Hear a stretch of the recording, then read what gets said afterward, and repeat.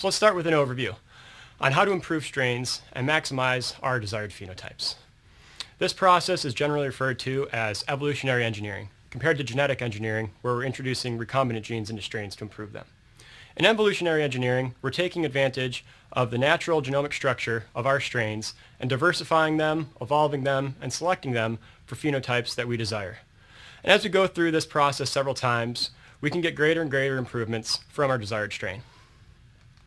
So the first thing we need to do is identify what phenotypes are important to us for our project. And this can be dictated by the research project you're doing or what your business goals might be. Here at CalCab, we generally focus on high productivity, natural products, environmental tolerance, resistance to contamination, potential nutrient sources, prior knowledge of the strains we're working with, and the ability to modify the genome. So for this lecture, I'll be using a pretty simple example that's common in algae biotechnology.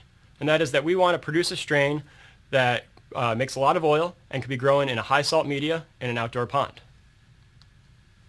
So the first thing we need to do is we need to find an initial strain to work with.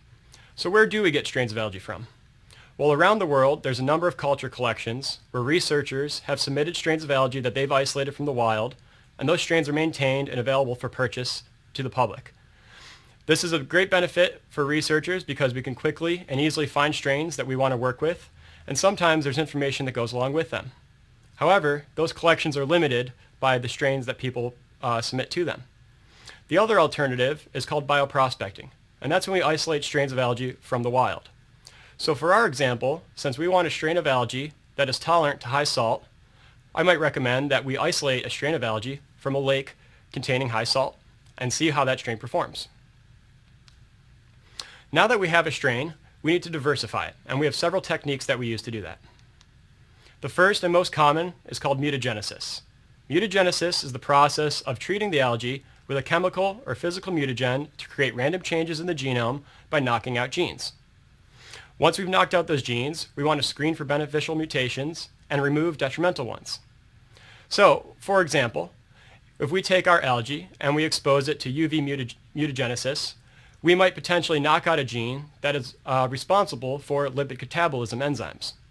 With those enzymes knocked out, the oil that the algae produce is now unable to be broken down, which leads to higher accumulation and more lipids at the end of production.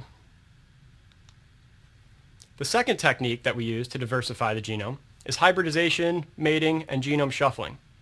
This can be done through sexual recombination or protoplast fusion to create unique progeny.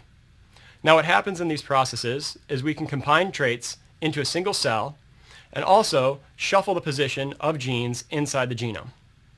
When we combine traits into a single cell, we create hybrid cells that have more traits than the original parents do. And by shuffling the genes, we get positional effect that may affect how well those genes are expressed and therefore how well our phenotype is expressed. So for example, we could take the salt-tolerant strain that we have and mate or fuse it with a rapidly growing strain in hopes that we get a strain that is both salt-tolerant and grows rapidly. Now that we've diversified our gene pool, we need to select for the desirable individuals inside that pool. One technique we can use is adapted or directed evolution. And this is when we expose our culture to increasing concentrations of a substance. Those individuals inside the culture with the greatest fitness will survive and eventually dominate the culture. For example, we can improve salt tolerance by slowly increasing the concentration of salt in the media. So in the bottom figure here, we have a culture of our starting strain, and we UV mutagenize it, and we slowly increase the salt concentration. And as the figure on the right shows, those individuals that are less fit and cannot maintain salt tolerance will eventually die off, and the individuals with the greatest salt tolerance will take over and dominate the culture. The other option we have is to do single-cell isolations of our mutants. So we can isolate desired individuals from the population using a number of techniques. One technique that is very useful in microbiology is using a flow cytometer, specifically a fluorescent activated cell sorter, shown in the diagram here.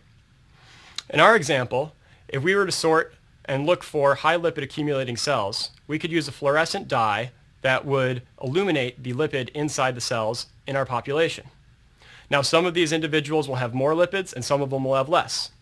If you look on this graph here, we can use the P2 population of an example of a subpopulation that creates more lipids. Using the flow cytometer and cell sorter, we can remove those individuals in the P2 population and discard the rest. Once we remove them, we can look at them in microtiter plates and compare individual cells to each other and find the individuals that have the best phenotype. In the end, a combination of techniques will really give us the best result. So if we overlay genetic engineering with classical strain improvement techniques like mutagenesis and genome shuffling through mating or protoplast fusion, we'll show that we can get exponential growth in these phenotypes, which will lead us to the best productivity and best enhanced strains for production. I hope you've learned something during this lecture and hope you keep working towards improving your strains. Thank you.